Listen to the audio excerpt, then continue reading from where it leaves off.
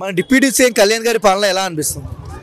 చాలా బాగుందన్న. మొన్ననే కుంభమేళ వెళ్ళేసి వచ్చిండ్రు, చాలా బాగుంది అన్న. ప్రజలతోటి నిత్యం ప్రజల్లో ఉంటున్న వ్యక్తి, సో ప్రజల కోసమే పుట్టిన వ్యక్తి పవన్ కళ్యాణ్ అన్న. సో మంచి కార్యక్రమాలు చేస్తుండ్రు. సో మనం చూస్తున్నాం కళ్యాణ్ గారిని, అంటే ప్రజల్ని చూసుకుంటున్నారు, ప్రతిదీ కాపాడుకుంటూ వస్తున్నారు. చాలామంది నెగిటివ్ కూడా చేస్తున్నారు, ఏం చెప్తారు? ఇప్పుడు ఏ నెగిటివిటీ ఎవరైతే చేస్తున్నారో చూసినాం అన్న, నిజంగా చెత్త నా కొడుకులు ఒక మంచి పని చేసినప్పుడు ఎంకరేజ్ చేసి పైకి తీసుకురావాలి. అటువంటిది కానీ ఈ నా కొడుకులు ఏం పని ఉండదు.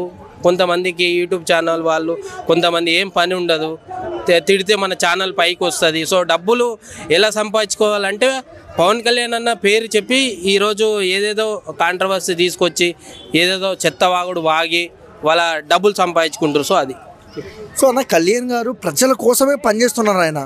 కానీ ఎందుకన్నా ఆయన షర్ట్ ఇప్పినా, ఎందుకు ఆయనకు పొట్టు ఉంది, ఇలాంటి సిల్లీ రీజన్స్తో ఎందుకు ట్రోల్ చేస్తున్నారు కళ్యాణ్ గారు? చెత్తనా కొడుకులు కొంతమంది ప్రతి ఒక్క మనిషికి పొట్ట వస్తుంది అన్న, రాదని కాదు. ఎంత చిన్న పిల్లోడికైనా పెద్దోడికైనా పొట్ట వస్తుంది. ఏమైనా అంత పెద్ద ఏం పొట్ట రాలేదు, ఏం చాలా ఇంత లావుగా ఏం లేడు, కొద్దిగా వచ్చింది అంతే.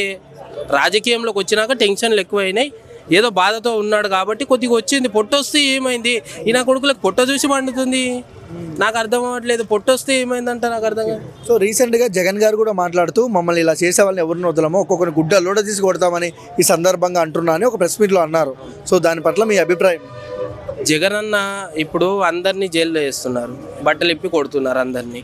ఇప్పుడు జగన్ అన్న ఏమనుకుంటాడంటే నన్ను గిట్ట బట్టలు ఇప్పి కొడతారేమో జైల్లో, అందు గురించి ఈ పరిస్థితి రావద్దంటే నేను ప్రెస్ మీట్ పెట్టాలి, అందరికీ చెప్పాలి ఇవన్నీ అని ఒక డైలాగ్ వాడిండు. అది గిట్ట సినిమా డైలాగులు అన్ని స్క్రిప్ట్ రాసుకోవాలి అన్న.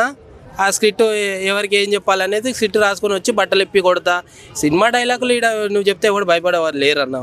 ఒకటి ఇవన్నీ ఏవేవో మాట్లాడుకుంటా రేపు వచ్చే ఎన్నికల్లో ఉంటాడో లేకపోతే జైలుకి వెళ్ళిపోయి బట్టలు ఇప్పి నన్ను గుట్ట కొడతారేమో.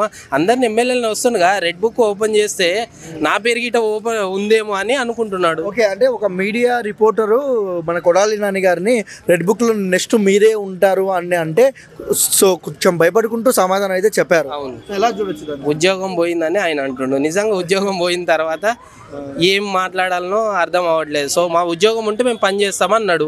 రెడ్ బుక్లో మీది గిట్ట ఉందా అంటే అవును ఉందో లేదో మీరు చూసారా అని అతను అన్నాడు. సో ఉండొచ్చు, భయపడుతున్నారు అనుకోవచ్చు. 100% భయపడే కదా మీడియా ముందర చెప్పకుండా ఇట్లా వెళ్ళిపోతున్నాడు కదా, మరి భయంతో కదా వెళ్ళిపోయేది. సో ఉంది కాబట్టి పేరు వెళ్ళిపోతుంది. నా పేరు ఎక్కడ ఉందని అందరు భయపడుతుండు. రెడ్ బుక్ పేరు చెప్తే చాలు అందరికి పడిపోతుంది. ఓవరాల్గా మన పవన్ కళ్యాణ్ గారిని చూస్తే ఆపోజిట్ వాళ్ళకి ఎలా ఉంటుంది అన్నమాట? భయం అవుతుంది. ఏంటంటే రెడ్ బుక్ ఎక్కడ ఓపెన్ చేస్తారో, మళ్ళీ పవన్ కళ్యాణ్ అన్న ఓపెన్ చేపిస్తాడేమో అని. పవన్ కళ్యాణ్ అన్నని చూస్తే అందరు భయపడుతున్నారు.